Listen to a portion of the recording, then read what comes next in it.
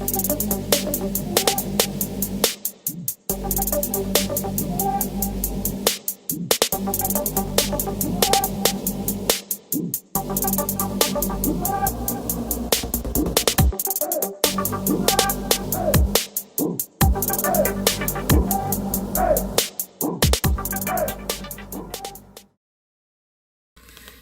what's up? This is Naybr, and I'm gonna walk you through this remix I'm making for a friend's band, Amelia. The song is called "Favorite Disease."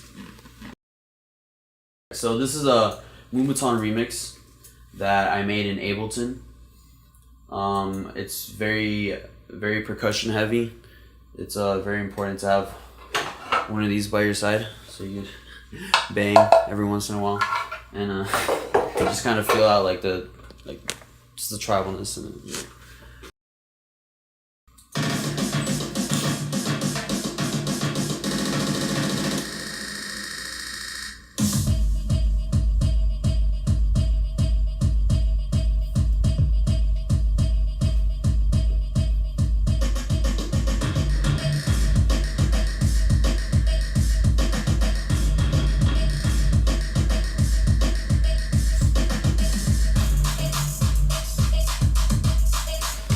So what I did with this drop is that I started off with Moombahton.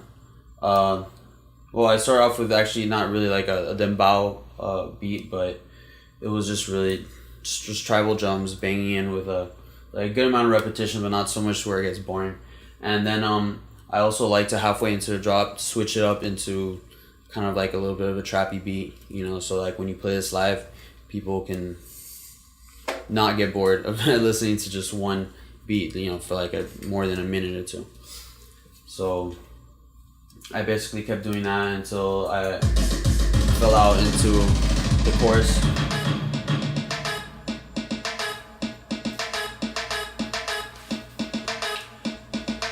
Especially with Moombahton, I think it's really important to use vocals kind of as a percussive instrument as well. You can hear it here. There's like a little going on in the background. I grabbed that from a Lex Luger sample kit. So I think the most important part about this entire remix is the vocals. I love making Moombahton very vocal, so I was given a vocal stem of the song that this is a remix for, and his name is Charlie. He's a singer. And so this is basically what I did with it. When I'm sitting nice and tall, but when I'm on my way down, they gon' watch me fall. Killing me softly. Probably never got you, but now I have you under my head. I should've lost you.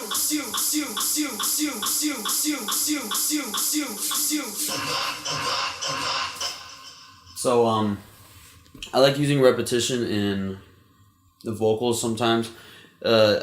I think like a really important part about making tribal music is the polyrhythms, and when you put a polyrhythm on, especially in a tribal song, like it drives me nuts, like in a good way, like I really love it. And it's actually, the whole idea of that is actually one of the things that pulled me into electronic music, because I used to think that electronic music was very 4/4 and just predictable and everything, and then like I heard some crazy Moombahton and some crazy tribal, and even like in some deadmau songs they're playing like polyrhythmic beats, and it just like completely blew my mind. So the next part would be the synth that I use for this. There's basically one synth that's running through the entire song that, let me see if I can show you right there. There you go. Well, for the chorus part, this is the synth that I'm using. I'm running Massive through a custom effects rack that I made in Ableton. That's basically, I call it like the sound fat tool, but basically it's just a compressor and some EQing, and I probably threw in like a sausage fattener in there that I have on dry wet. I don't like to saturate too much. I like to have a lot of control over how much sausage fattener I'm using, how much saturation, because it could really destroy your sound, or it can make it like absolutely beautiful. So and I do like to use that a little bit in everything, and depending on what sound you want to be your lead, really depends on how much you're gonna use. So let's see, this is a chorus. I have it filtered down a lot, because it's really just supposed to be background noise, and it keeps the main beat going, and it keeps the main sound, so it doesn't break too hard.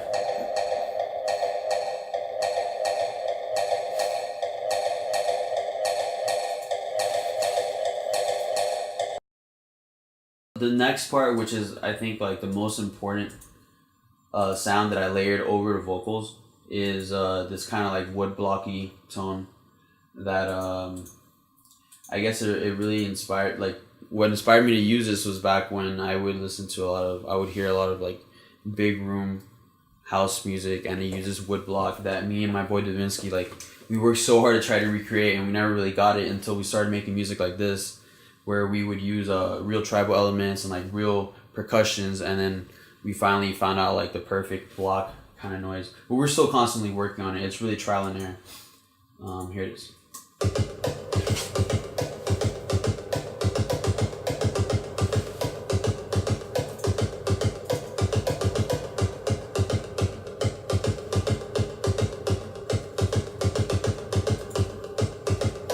Now I'm gonna play with drums, so you kind of get the feel for it right before the drop.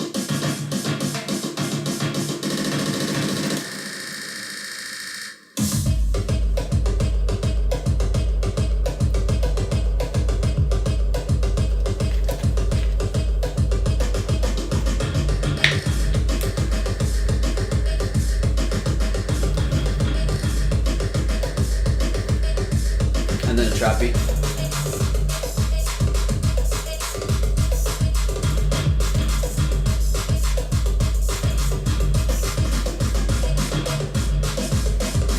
Then you've got the bounce claps.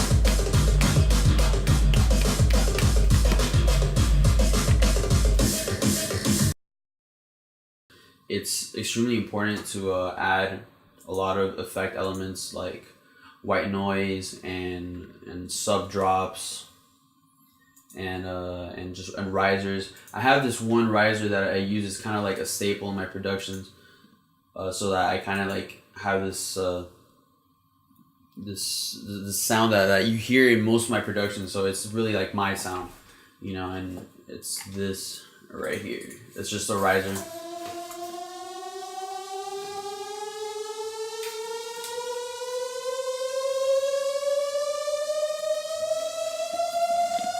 So I have a whole set of these already pre-produced and just sitting there as samples, so that whenever I reach the point in my song where I want to start adding a lot of like little effects to really like add the finishing touches, I just kind of go into my samples and I drop in like, okay, this is the 16 bar, the 24 semitone riser that I have, and just drop it in. Oh wait, no, I need an 8 bar. Let me just pull that out and drop another one in.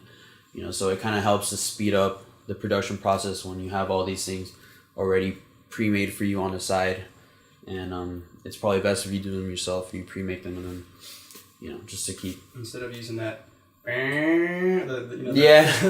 the overly used, what do you call it, the horn, just like the standard Miami horn, I like to call it. And I guess one last thing is adding a lot of sub drops. I like to save the sub frequencies specifically for the drop area, and for the chorus and for the intros and the build-ups. I try to like keep the sub frequencies down like really quiet, so that you can kind of get that contrast between like what's quiet and what's really loud. So, and also like about like a bar or two before the drop, I always try to drop in one of these.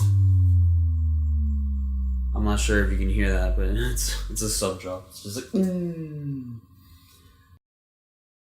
As far as the VSTs that I use, my favorite one is Massive by Native Instruments, and I love sampling Massive. I love layering Massive over Massive over Massive, and then you put some more Massive on top of that, and then you wrap that up in a sausage fattener, and then you put some more Massive through it, and it's just like Massive is basically like, I'm pushing it out there. Massive, I love Massive.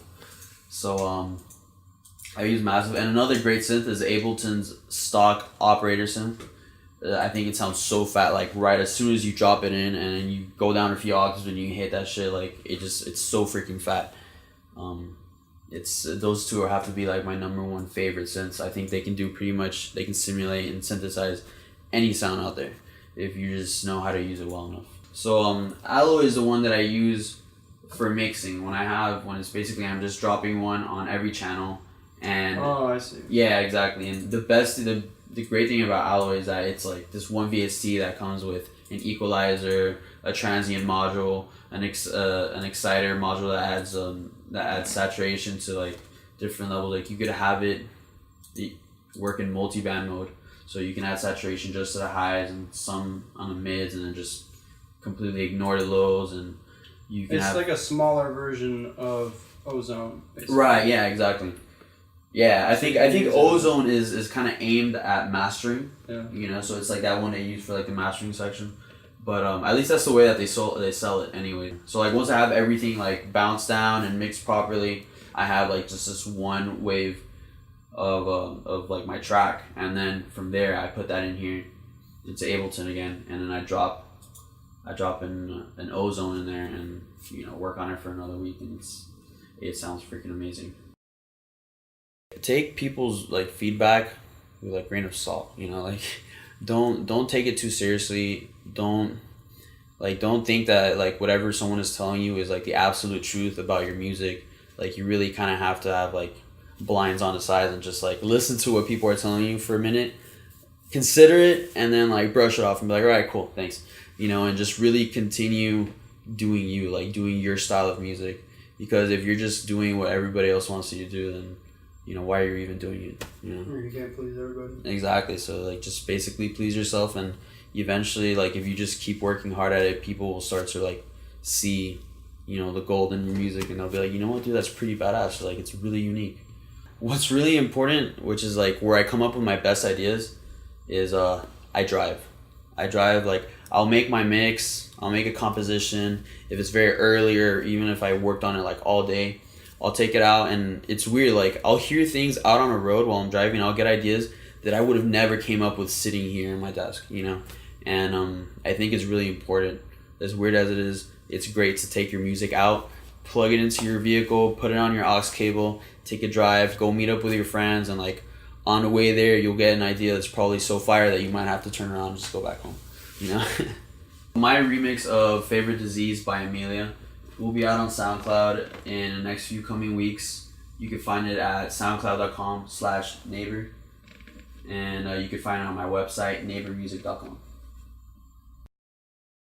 My name is Naybr, and these are some production tips you just heard on basshogblog.com.